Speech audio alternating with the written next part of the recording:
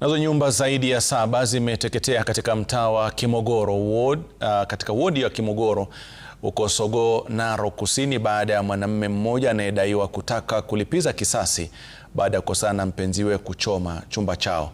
Nadaiwa kuwa wawili hao wamekuwa wakigombana mara kwa mara. Mwanamume huyu anadaiwa kuwa alikuwa ametoroka nyumbani kwake kwa kuhofia maisha yake. Mshukiwa ametoweka na anasakwa na polisi. Hata hivyo, wakazi wameomba asasi za usalama kuchunguza kukithiri kwa visa kama hivyo eneo la Kimogoro. Leo usiku tulipatwa na shida ya moto ambaye ilitokea nyuma ya manyumba.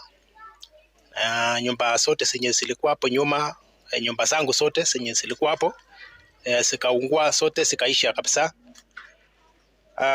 Na vile tulikuja tukaona, tukajaribu kupeleleza, tukasikia kwamba ni maneno ya watu ambao walikuwa kisha pamoja, kumbe walikuwa wako na shida ya mafurukano.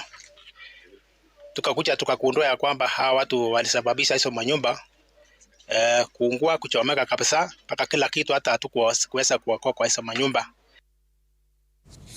Na mtazamaji, na baada ya taarifa hiyo tunachukua mapumziko mafupi. Tarudi na taarifa nyinginezo baada ya muda usiokuwa mrefu.